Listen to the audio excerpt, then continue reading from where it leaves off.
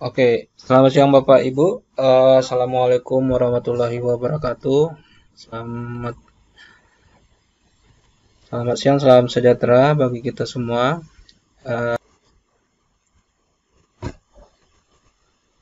Sebentar. Oke,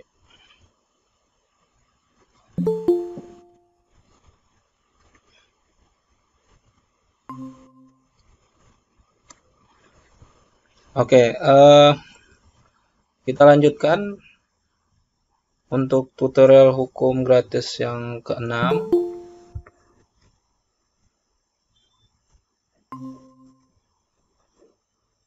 Berikutnya kita akan membahas mengenai bagaimana penyetoran atas modal saham.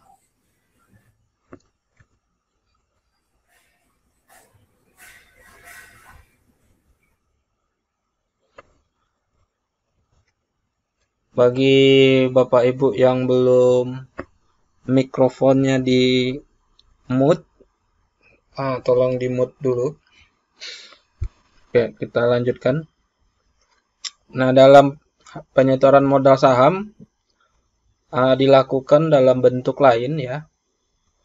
Nah, penilaian setoran modal saham itu ditentukan berdasarkan nilai wajar yang ditetapkan sesuai dengan harga pasar atau ahli yang tidak terafiliasi dengan perseroan.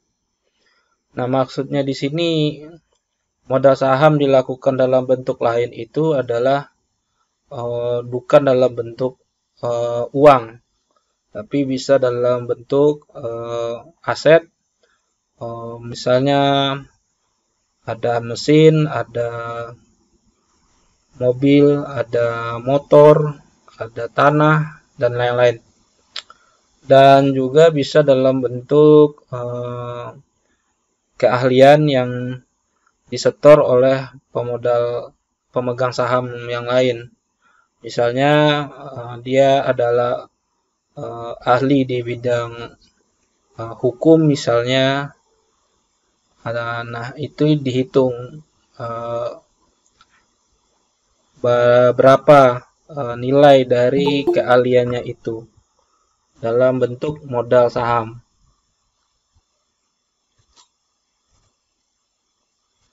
Kemudian nilai wajar setoran modal saham ini ditentukan dengan nilai pasar. Nah, jika nilai pasar tidak tersedia, nilai wajar itu ditentukan dengan teknik penilaian yang paling sesuai dengan karakteristik setoran berdasarkan informasi yang relevan dan terbaik. Jadi ini dalam gampangnya adalah kalau nilai pasar adalah terkait dengan penyetoran modal saham dalam bentuk tanah gitu ya. Nah, jadi biasanya kita pakai nilai pasar. Berapa nilai pasar dari aset perseroan terbatas ini sebagai setoran pemegang saham masuk ke dalam harta perseroan bersangkutan. Nah, sebagai contoh biar gampang adalah ketika Bapak Ibu ingin mendirikan PT di bidang bidang properti sebagai developer perumahan. Nah, mungkin temannya si A punya modal dalam bentuk uang, Bapak atau Ibu punya modal dalam bentuk tanah gitu ya. Nah, itu dihitung tanahnya berapa. Nah, kemudian dimasukkan ke dalam setoran modal di dalam PT-nya. Nah, kalau yang memakai ahli ya. Nah, ini bagi pemegang saham yang memiliki keahlian yang mungkin secara jelas agak susah untuk dihitung. Namun secara keilmuan itu bisa dihitung berapa nilai keahliannya itu masuk ke dalam setoran modal saham. Nah, yang bisa menghitung itu adalah ahli yang tidak terafiliasi, yang mana maksudnya adalah ahli yang tidak mempunyai hubungan keluarga secara perkawinan atau keturunan sampai derajat kedua, baik horizontal maupun vertikal, dengan pegawai, anggota direksi, dewan komisaris, atau pemegang saham perseroan. Nah, kemudian hubungan dengan perseroan karena adanya kesamaan satu atau lebih anggota direksi atau dewan komisaris. Kemudian yang ketiga, hubungan pengendalian dengan perseroan baik langsung maupun tidak langsung. Atau yang keempat, saham dalam perseroan sebesar 20% atau lebih. Nah, ini jika ada termasuk dalam 4 kategori ini, A, B, C, dan D, maka ahli yang akan dipakai itu tidak bisa dipakai karena dia merupakan ahli yang terafiliasi. Jadi yang harus dicari itu adalah ahli yang tidak terafiliasi. Nah, kemudian penyetoran saham dalam bentuk benda tidak bergerak, yang tadi saya jelaskan dalam bentuk tanah, bangunan, itu harus diumumkan dalam satu surat kabar atau lebih dalam jangka waktu 14 hari setelah akta pendirian ditandatangani atau setelah RUPS memutuskan penyetoran saham tersebut. Nah, maksud diumumkannya penyetoran saham dalam bentuk benda tidak bergerak dalam surat kabar agar diketahui umum dan memberikan kesempatan kepada pihak yang berkepentingan untuk mengajukan keberatan atas penyerahan benda tersebut sebagai setoran modal saham. Misalnya, diketahui benda tersebut bukan milik penyetor. Jadi, jika ada nanti penyetoran saham dalam bentuk benda tidak bergerak, Bapak Ibu harus mengumumkan terlebih dahulu di surat kabar. Setelah kalau dalam pendirian berarti setelah pendirian akta pendirian ditandatangani, jadi bukan setelah PT-nya memiliki badan hukum ya, memiliki status badan hukum, tapi setelah akta pendirian ditandatangani atau ketika ada penyetoran dalam bentuk benda tidak bergerak ini di RUPS, maka RUPS harus memutuskan bahwa penyetoran saham si pemegang saham ini diterima. Nah, jadi ini supaya tidak ada nanti masalah baru apabila ada pihak-pihak lain yang berkeberatan kalau misalnya tadi tanah atau bangunan tersebut disetor sebagai bentuk saham.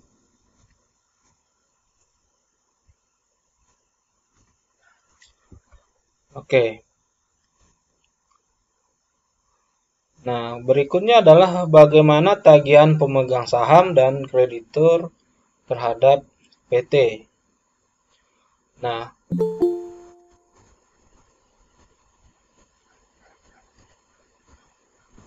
ini bagi Bapak Ibu ya, yang menjadi pemegang saham dan kreditur terhadap PT-nya, itu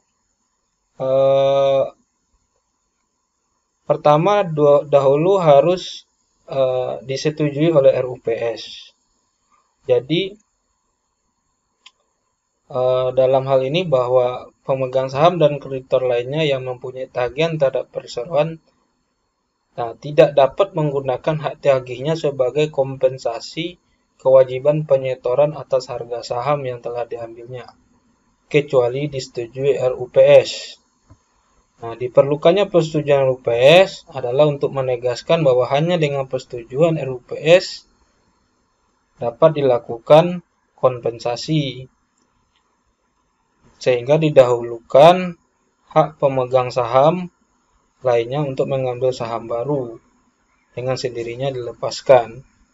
Jadi Bapak Ibu yang punya tagihan kepada PT-nya dan akan dikonversi ke dalam bentuk saham, itu pertama-pertamanya harus ada persetujuan RUPS.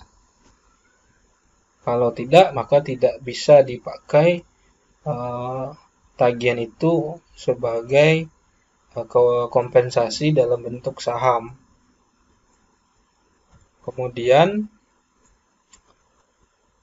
hak tagih karena perseroan yang dapat dikompensasi dengan setoran saham adalah hak tagih atas tagihan terhadap perseroan yang timbul, bunga dan denda yang terutang, sekalipun jatuh tempo dan harus dibayar, karena secara nyata tidak dapat diterima, tidak dapat dikompensasikan sebagai setoran saham.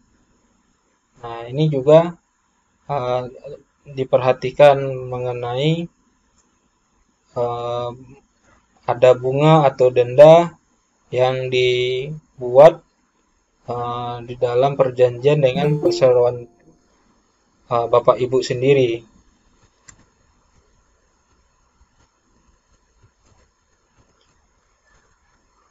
Nah, alasannya adalah yang pertama itu adalah perseroan telah menerima uang atau penyerahan benda berwujud atau tidak berwujud yang dapat dinilai dengan uang.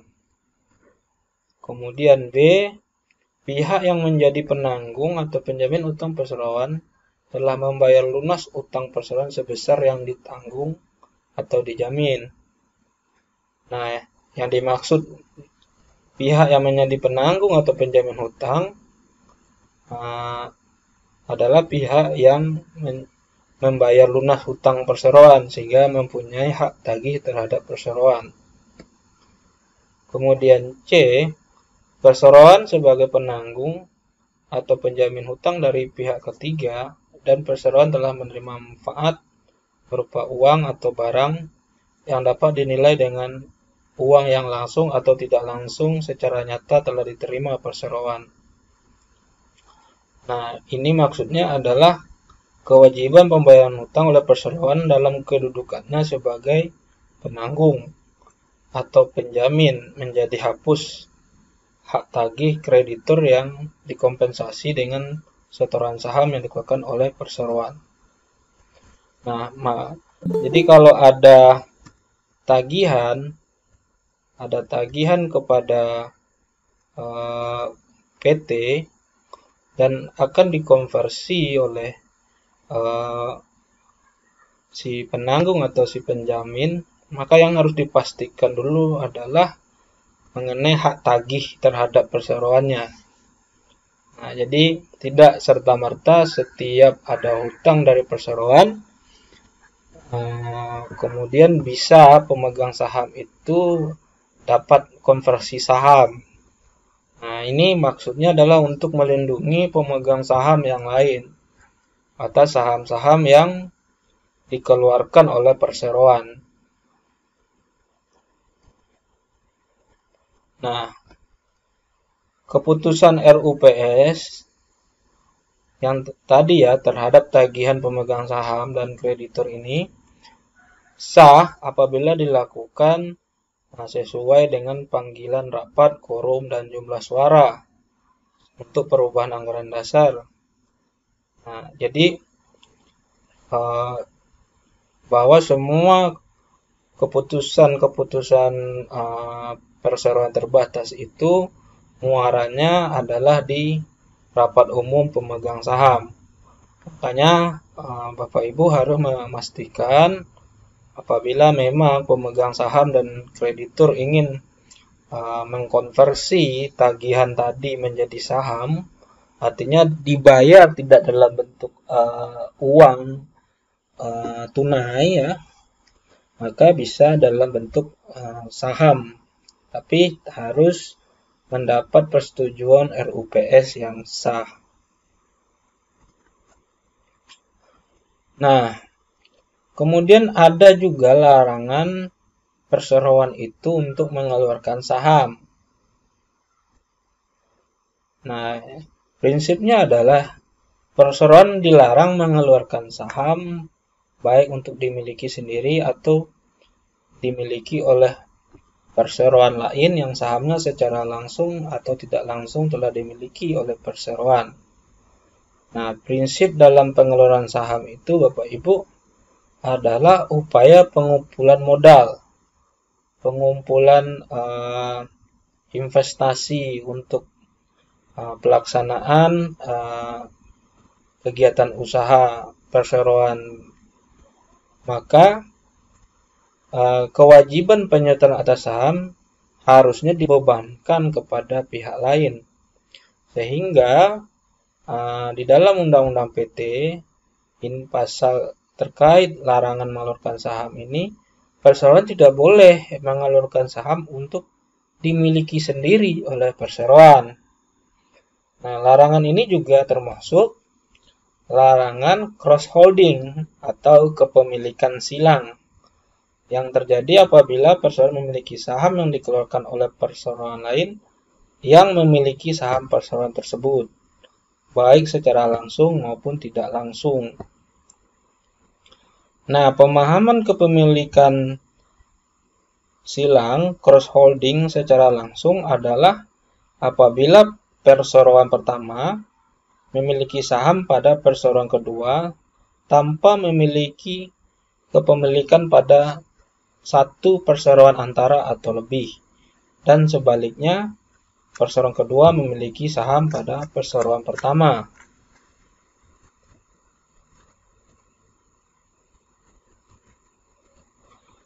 Kemudian pengertian kepemilikan silang secara tidak langsung adalah kepemilikan perseroan pertama atas saham pada perseroan kedua melalui kepemilikan pada satu perseroan antara atau lebih, dan sebaliknya perseroan kedua memiliki saham pada perseroan utama.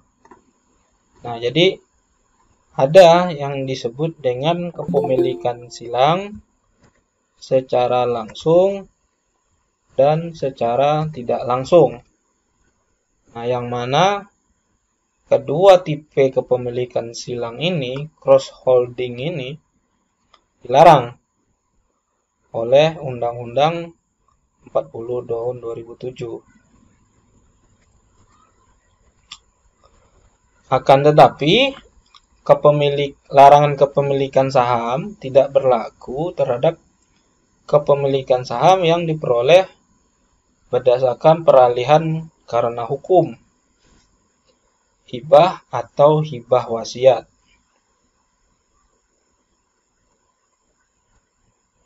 Kepemilikan saham yang mengakibatkan pemilikan saham oleh perseroan sendiri atau kepemilikan saham oleh kepemilikan silang tidak dilarang jika kepemilikan saham tersebut diperoleh berdasarkan peralihan hukum secara karena hukum, hibah atau hibah wasiat, karena dalam ini tidak ada pengeluaran saham yang memerlukan setoran dana dari pihak lain sehingga tidak melanggar ketentuan larangan.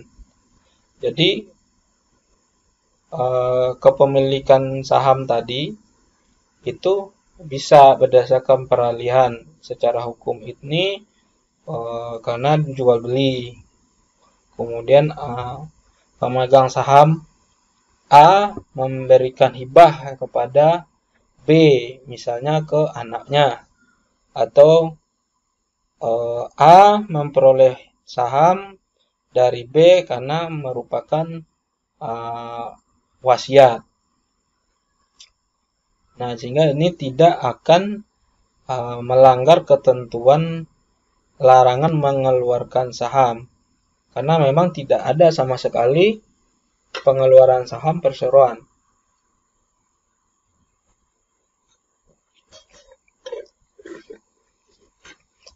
Namun yang harus diperhatikan oleh Bapak Ibu, bahwa saham yang diperoleh dalam jangka waktu 1 tahun setelah tanggal perolehan harus dialihkan kepada pihak lain yang tidak dilarang memiliki saham dalam perseroan. Nah, jadi saham tadi itu harus dialihkan kepada pihak lain yang tidak dilarang. Nah, sehingga di dalam PT itu saham-saham itu bisa dialihkan kepada pihak lain. Nah, kecuali tadi ya, dalam hal mengeluarkan saham baru PT-nya. Nah, untuk perusahaan efek nanti akan berlaku undang-undang di pasar modal. Ini bagi perseroan yang bergerak di bidang pasar modal. Nah, kemudian apakah perseroan dapat membeli kembali saham yang dikeluarkan? Jadi tadi prinsipnya Bapak Ibu ya, bahwa saham ini adalah uang. Uang adalah modal perseroan. Modal perseroan adalah investasi dari pemegang saham. Apakah dia adalah pemegang saham yang lama atau adalah pemegang saham yang baru. Sehingga perseroan dapat membeli kembali, istilah kerennya adalah buyback, saham yang telah dikeluarkan.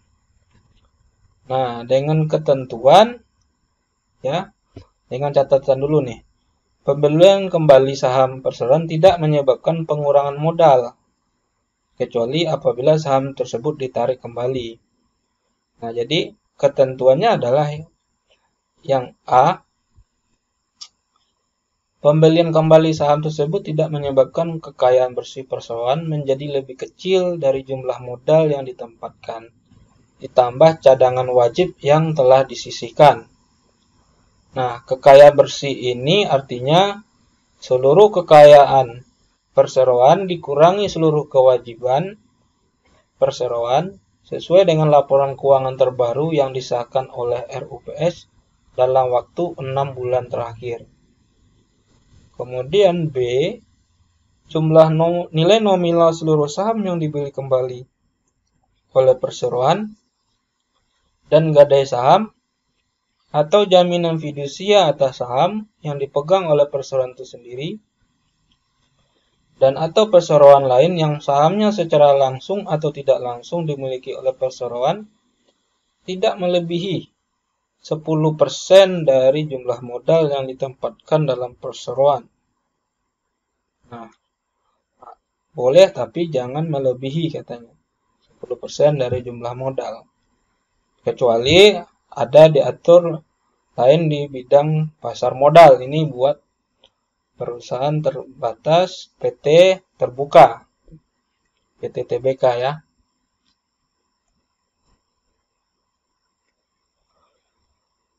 Nah, kemudian pembelian kembali saham, baik secara langsung atau tidak langsung yang bertentangan dengan ketentuan batal karena hukum. Ini jelas. Dan direksi bertanggung jawab, tanggung renteng atas kerugian yang diderita pemegang saham yang beretikat baik karena pembelian kembali yang batal karena hukum. Ini juga jelas ya. Nah, saham yang dibeli kembali oleh perseroan hanya boleh dikuasai paling lama 3 tahun. Dengan ketentuan dalam jangka waktu 3 tahun, perseroan menentukan apakah saham itu akan dijual atau ditarik kembali dengan cara pengurangan modal. Jadi Bapak Ibu, saham yang tadi sudah dijual, dikeluarkan ke orang lain, kemudian dibeli kembali, buyback ya oleh perseroan, artinya ini kembali menjadi saham perseroan. Akan tetapi saham perseroan ini harus ditentukan dalam waktu paling lama 3 tahun. Apakah saham ini akan dijual ke pemegang saham yang baru atau tidak. Kalau tidak berarti dianggap ditarik kembali dengan cara pengurangan modal. Nah, cara pengurangan modal itu harus melakukan perubahan anggaran dasar.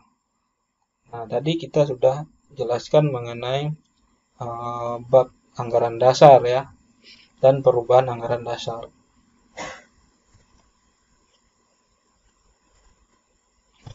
Nah, kemudian pembelian kembali saham atas saham perseroan yang dikeluarkan atau pengalihannya lebih lanjut.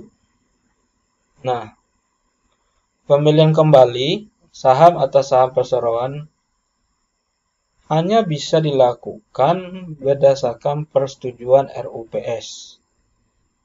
Jadi, pembelian saham yang dikeluarkan atau pengalihannya itu bisa, tapi dengan persetujuan RUPS. Kecuali ditentukan lain dalam peraturan bidang pasar modal, ini buat PT terbuka. Nah, keputusannya adalah keputusan RUPS yang memuat persetujuan sah.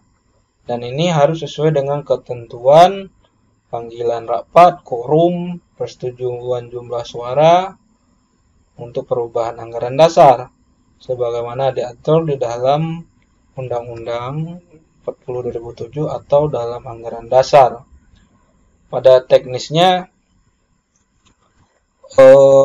keputusan RUPS ini secara detail itu diatur dalam anggaran dasar, dan dalam beberapa perseroan terbatas yang selama ini saya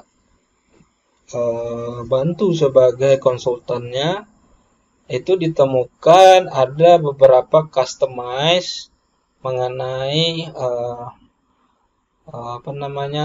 klausula-klausula yang berbeda dengan perseroan terbatas yang lain terhadap panggilan rapat, quorum ya.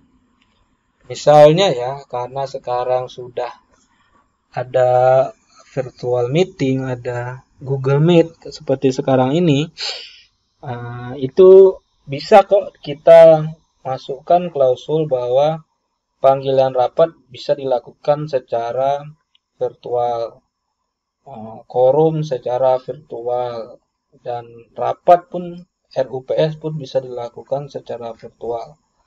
Itu sah Bapak Ibu apabila diatur di dalam anggaran dasar.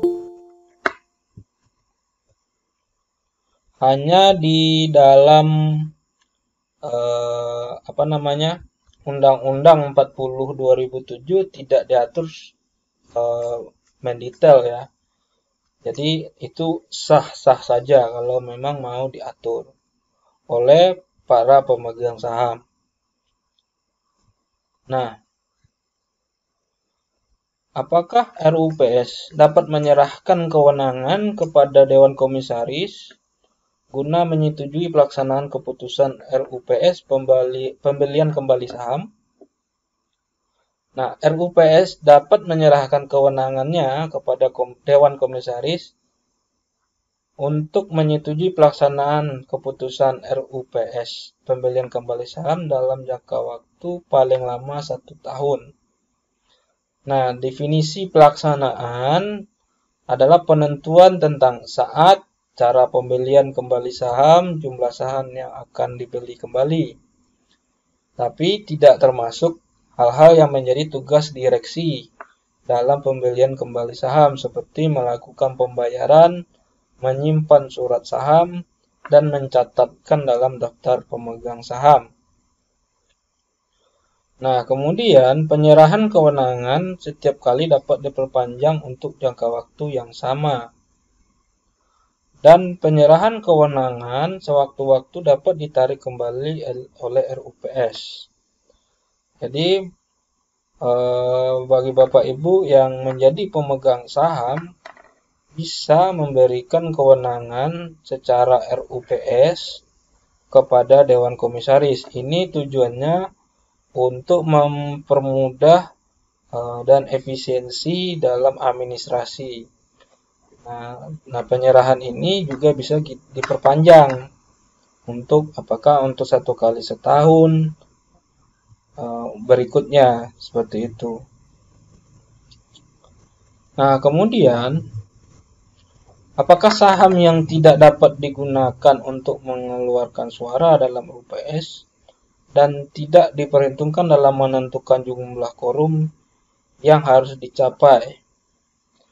Nah, ada jenis saham yang tidak berhak mendapat pembagian dividen, Bapak Ibu. Apakah itu? Adalah saham yang dikuasai perseroan karena pembelian kembali, peralihan karena hukum, hibah atau hibah wasiat.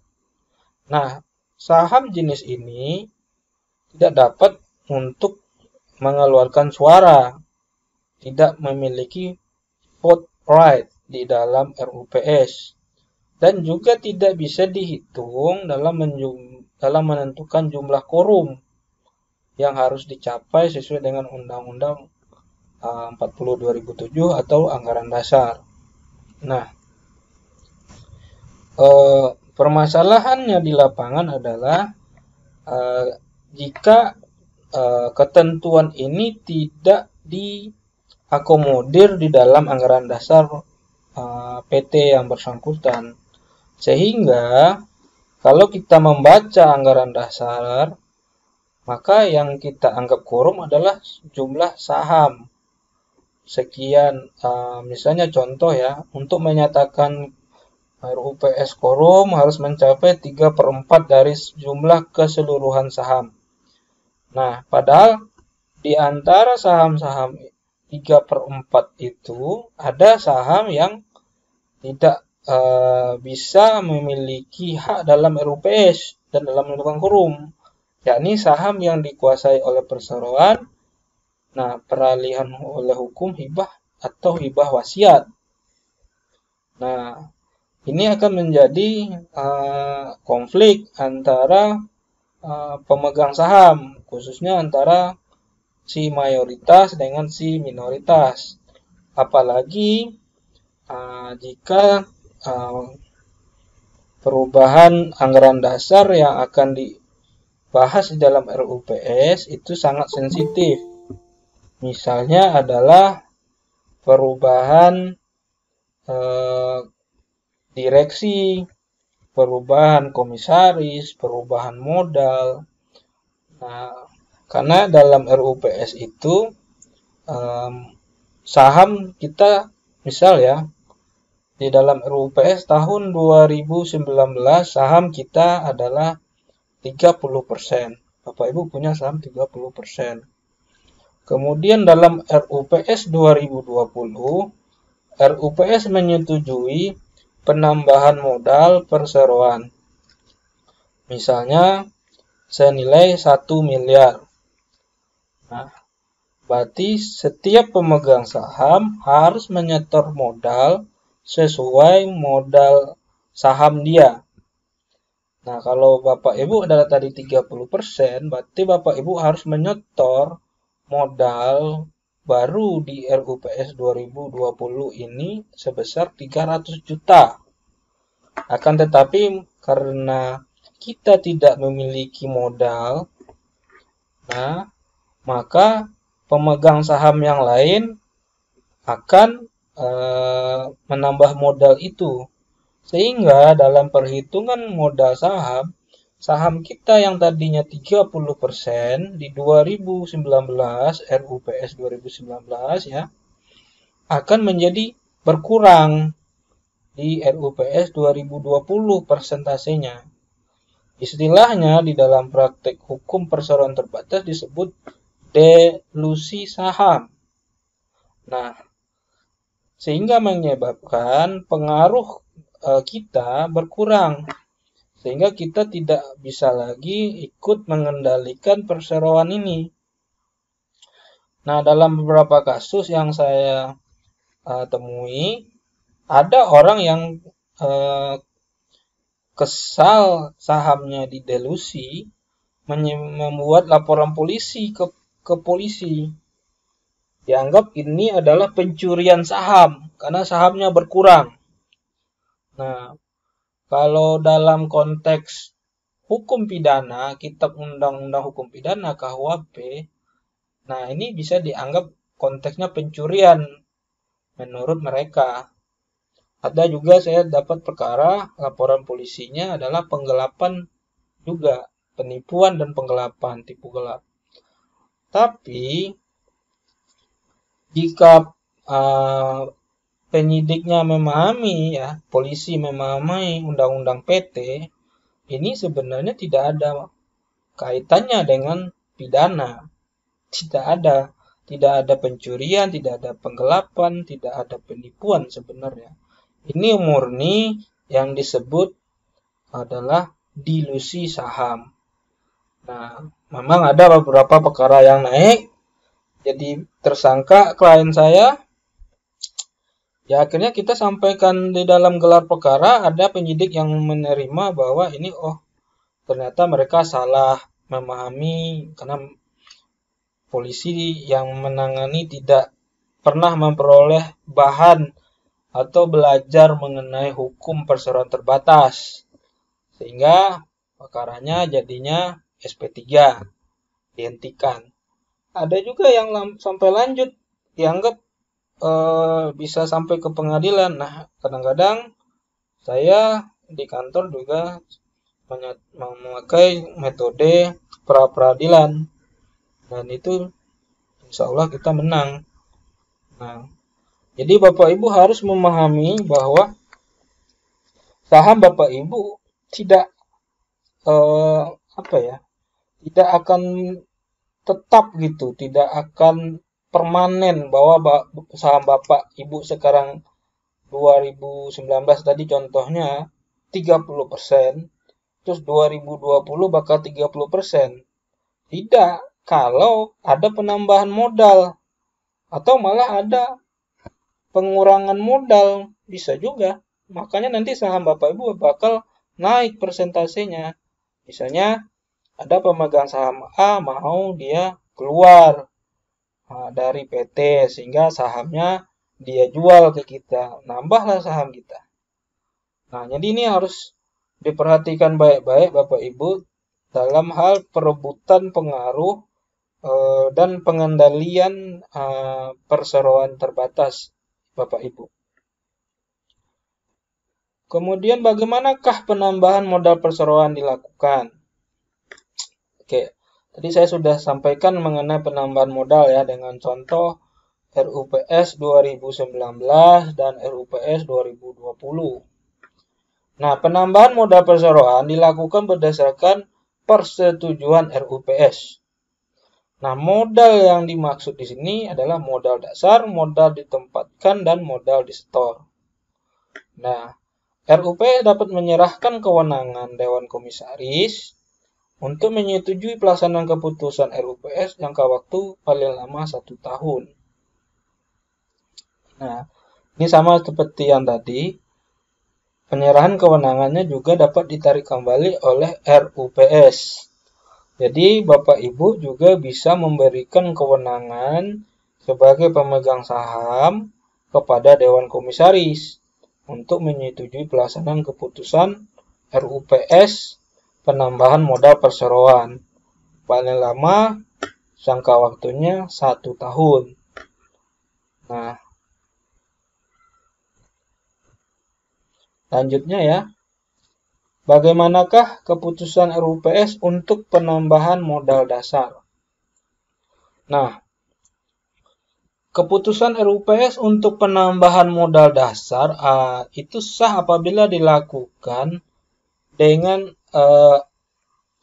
memperhatikan persyaratan quorum, ya, dan jumlah suara setuju untuk perubahan anggaran dasar sesuai dengan ketentuan Undang-Undang 40 2007 dan anggaran dasar.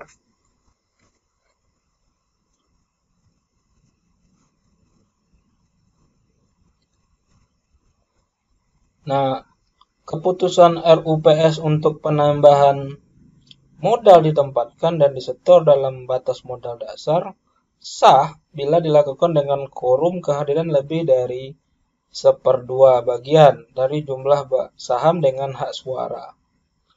Nah, ini diingat Bapak Ibu, jumlah suara, sorry,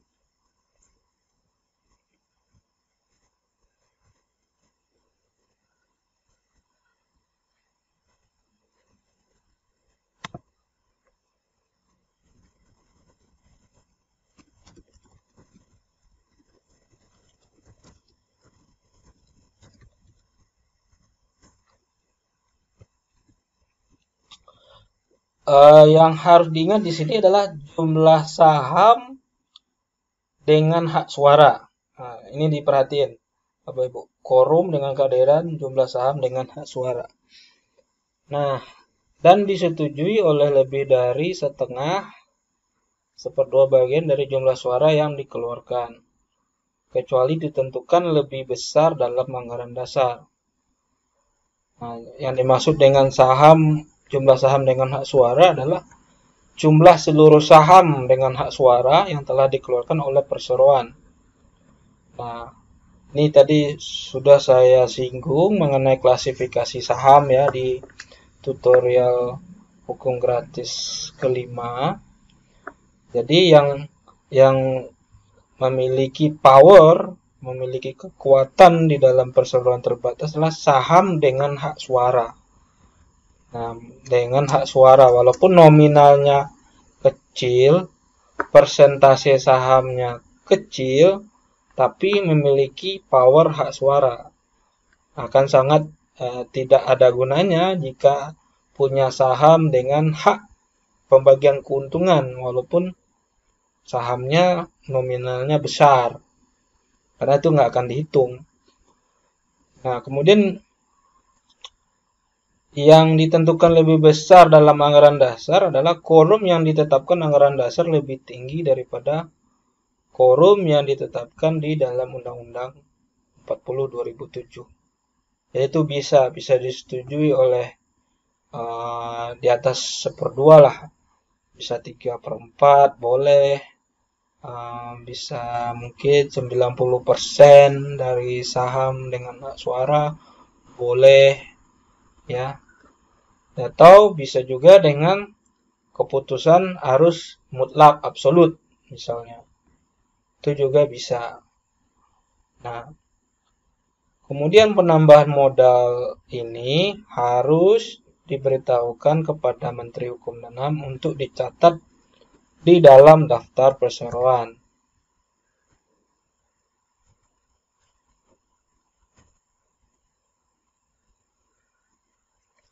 Nah, teknis seluruh saham yang dikeluarkan untuk penambahan modal itu bagaimana teknisnya? Nah, teknisnya adalah yang pertama ya, saham itu harus ditawarkan terlebih dahulu kepada setiap pemegang saham, seimbang dengan kepemilikan saham untuk klasifikasi saham yang sama.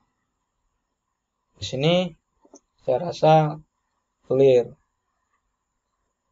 Kemudian, hal saham yang akan dikeluarkan untuk penambahan modal merupakan saham yang klasifikasinya belum pernah dikeluarkan.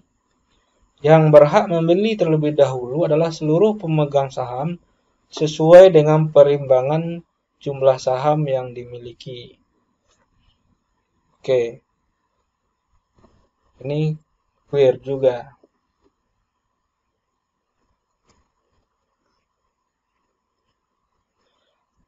Nah, penawaran saham ini tidak berlaku dalam hal pengeluaran saham. Satu itu ditujukan untuk karyawan perseroan. Nah, ini bagi perseroan yang memiliki program yang saya rasa sangat pro karyawan ya, perusahaan seperti ini, di mana perusahaan perseroan ini ya memberikan saham dalam bentuk ESOP, Employee Stock Option Program, di mana karyawan bisa memiliki saham di perseroan itu. Nah, itu biasanya nanti diatur di dalam anggaran dasar perseroannya, dan juga di dalam peraturan perusahaan untuk karyawannya atau perjanjian kerja bersama. Kemudian B ya, ditujukan kepada pemegang obligasi atau efek lain yang dapat dikonversikan menjadi saham yang telah dikeluarkan dengan persetujuan RUPS. Nah, jadi Bapak Ibu, kalau Bapak Ibu memiliki PT, Bapak Ibu dapat mencari modal ke investor lain di luar dengan cara mengeluarkan obligasi saham. Nah, itu ditawarkan kepada investor. Nah, obligasi ini dapat dikonversi menjadi saham jika si pemegang obligasi ingin memiliki saham perseroan terbatas tersebut, atau dia tidak mau, tetap mau dibayar dengan uang. Jadi terserah, ada opsional di sini. Tapi biasanya pembayaran hutang obligasi artinya adalah surat hutang ya, surat hutang perusahaan. Itu bisa dengan cara dikonversi dalam bentuk saham. Nah, kemudian yang ketiga itu dilakukan dalam rangka reorganisasi atau restrukturisasi yang disetujui oleh RUPS dalam bentuk apakah itu penggabungan, peleburan, pengambil alihan, kompensasi piutang atau pemisahan. Nah, ini tidak bisa dilakukan penawaran saham. Nah, jika pemegang saham tidak menggunakan hak atau untuk membeli atau membayar lunas saham dalam waktu 14 hari sejak tanggal penawaran, nah, perseroan dapat menawarkan sisa saham yang tidak diambil kepada pihak ketiga. Nah, jangka waktu 14 hari adalah batas waktu pemegang saham untuk mengambil bagian dari pemegang saham lain yang tidak menggunakan haknya. Jadi tadi yang sudah sempat saya jelaskan mengenai dilusi saham. Nah, saham Bapak Ibu itu bisa berkurang persentasenya karena Bapak Ibu tidak menggunakan hak untuk membeli atau membayar lunas ya saham yang sudah ditawarkan oleh perseroan. Jangka waktunya 14 hari dihitung sejak tanggal penawaran.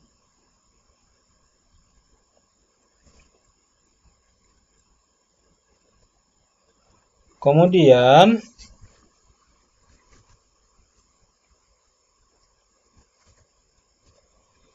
bagaimana pengurangan modal perseroan dilakukan? Oke. Nah, tadi sebelumnya ya Bapak Ibu saya balik lagi biar kita sama-sama memahami bersama. Ini adalah penambahan modal.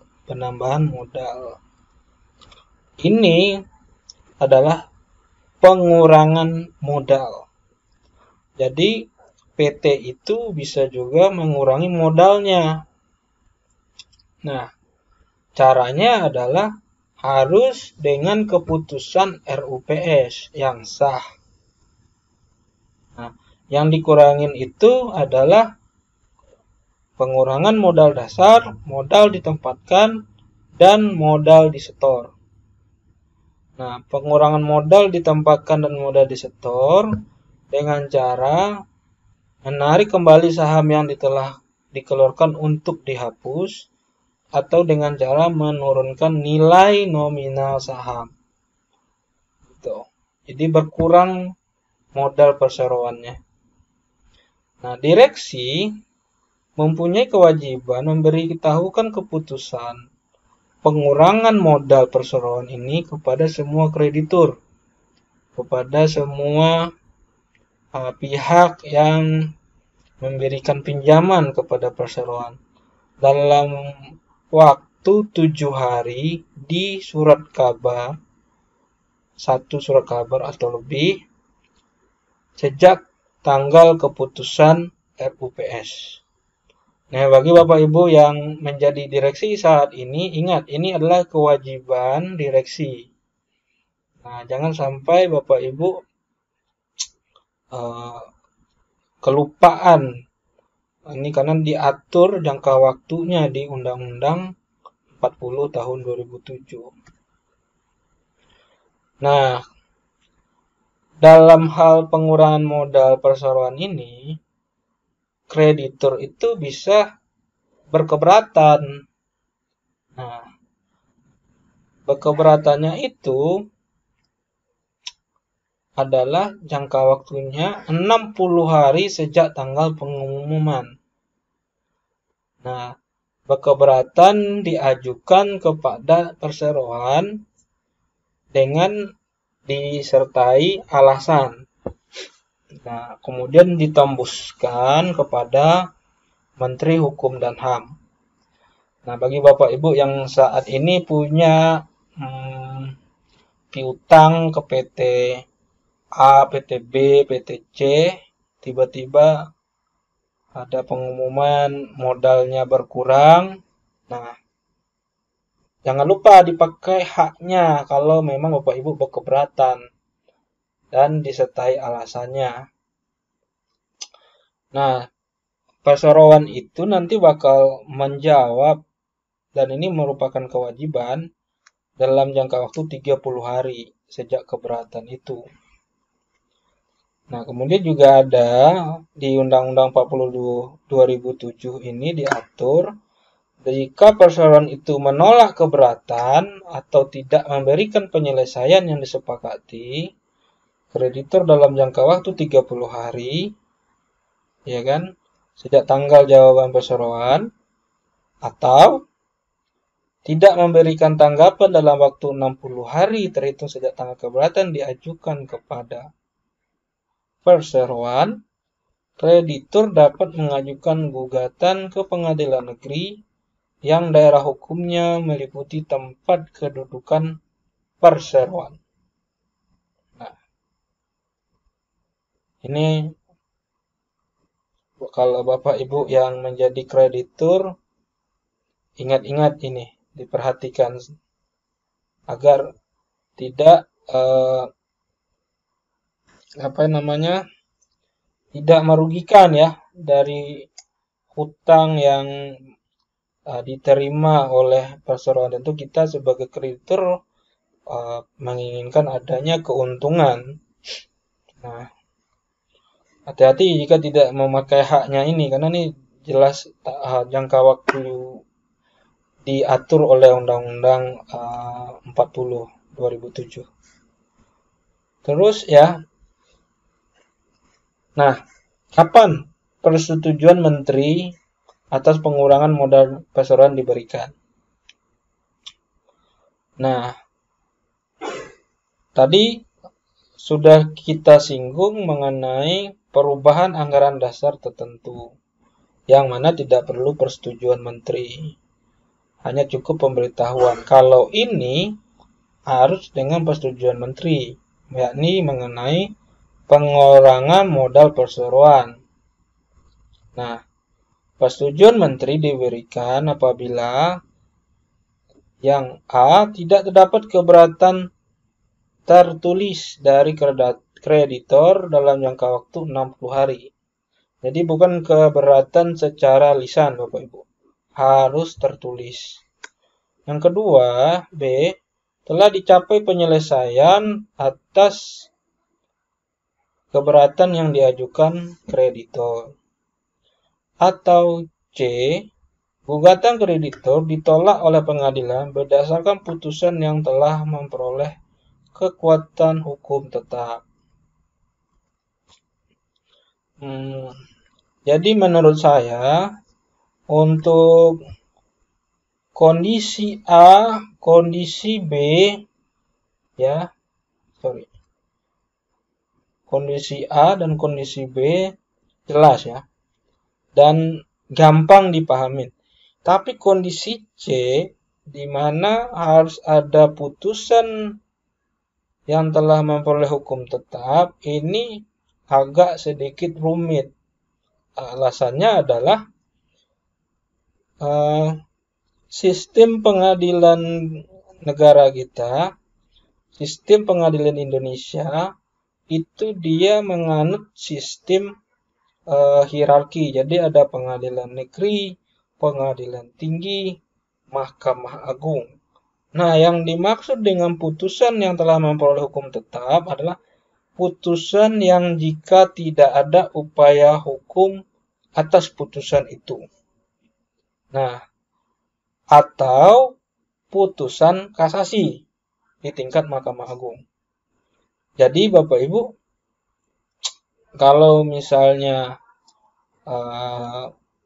kita adalah kreditur, ya, kita adalah kreditur, tidak setuju dengan pengurangan modal perseroan, tapi di tingkat pengadilan pertama, di pengadilan negeri, ditolak.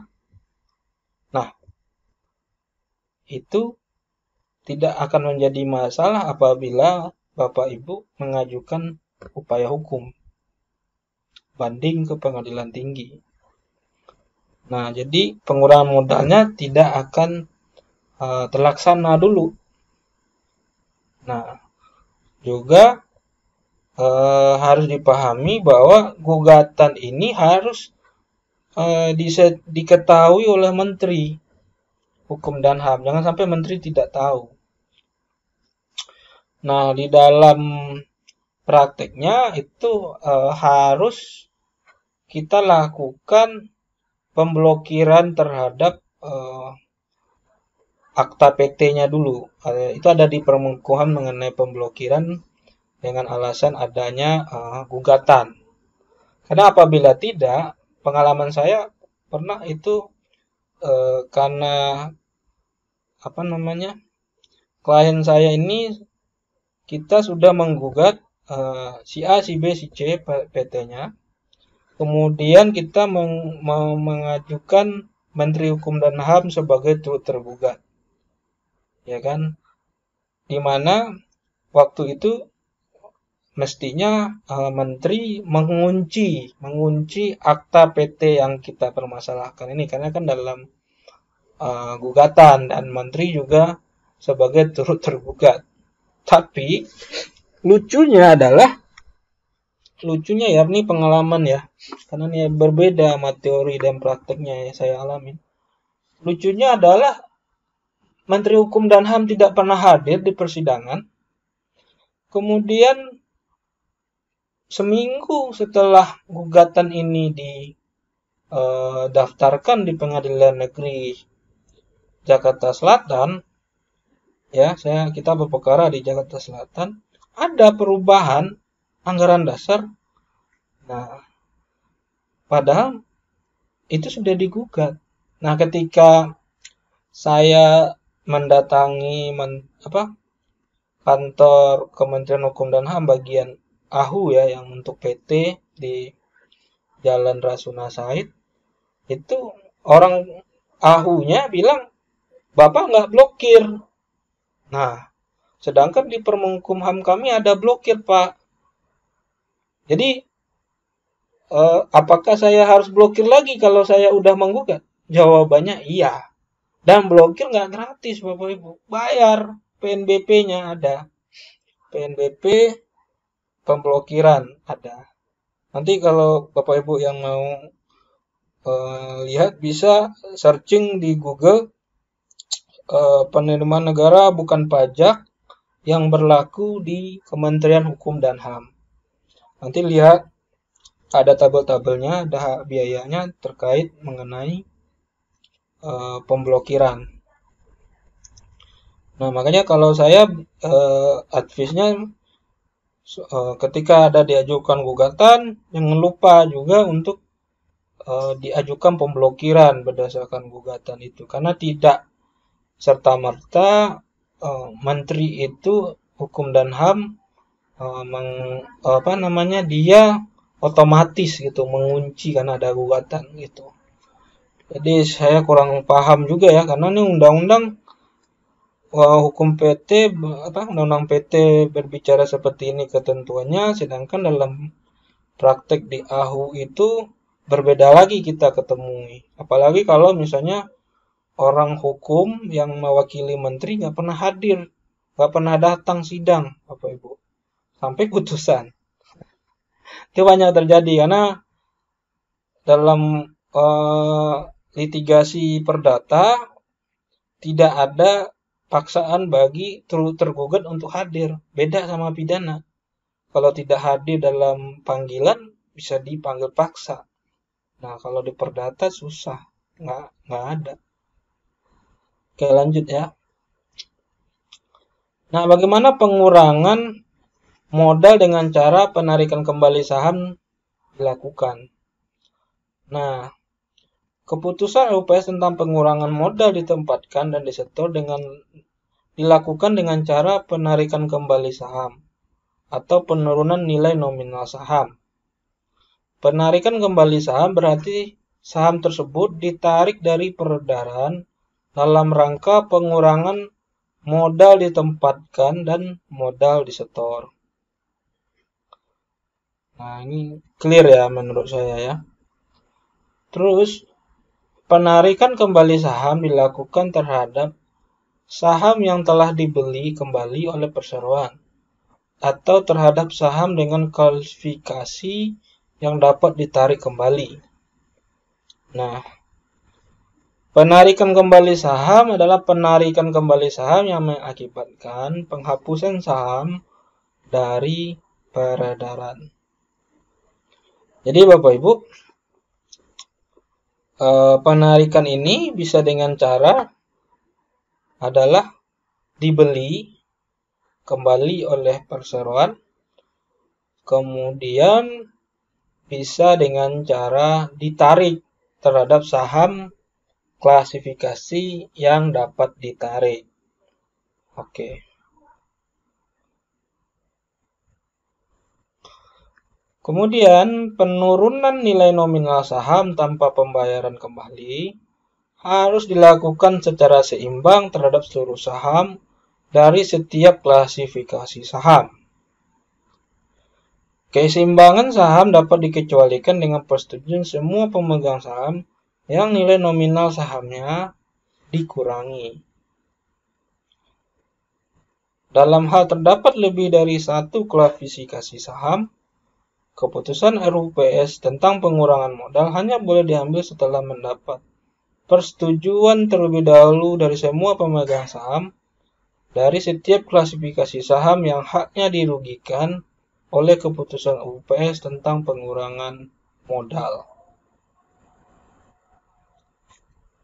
Nah, ini saya kira clear ya, jelas bahwa pengurangan modal saham itu juga harus dapat persetujuan terlebih dahulu dari setiap klasifikasi saham yang dirugikan.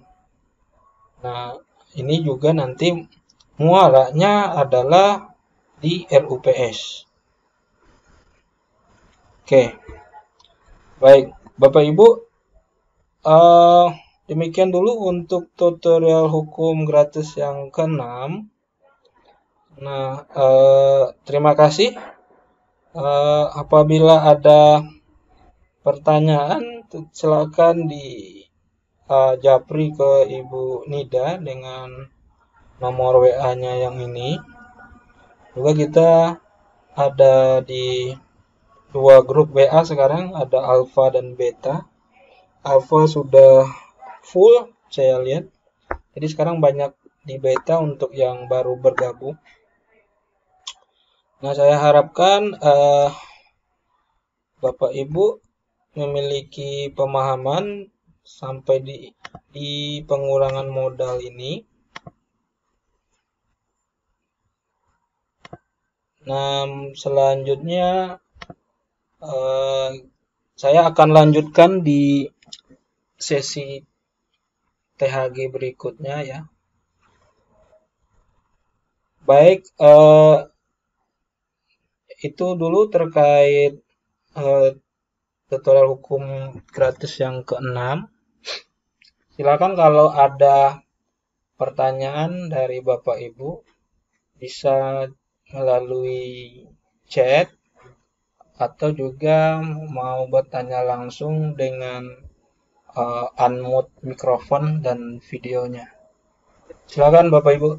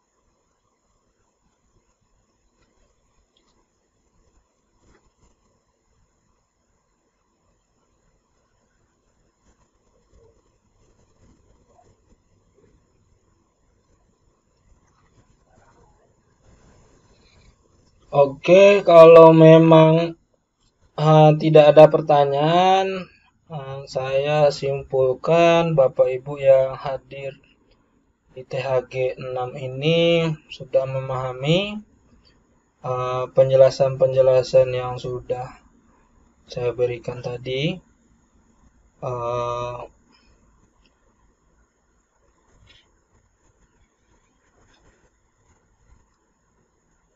Kalau memang demikian, nanti kita bertemu lagi di THG 9 dan 10 di minggu depan. Terima kasih atas perhatiannya. Silahkan kalau nanti ada yang ingin ditanyakan, langsung japri saja Ibu Nida di grup. Itu ada di grup kita yang admin saya dan Ibu Nida. Nah, untuk pertanyaan-pertanyaan nanti dijadwalkan dulu oleh Ibu Nida ke saya. Oke, terima kasih Bapak Ibu untuk waktunya.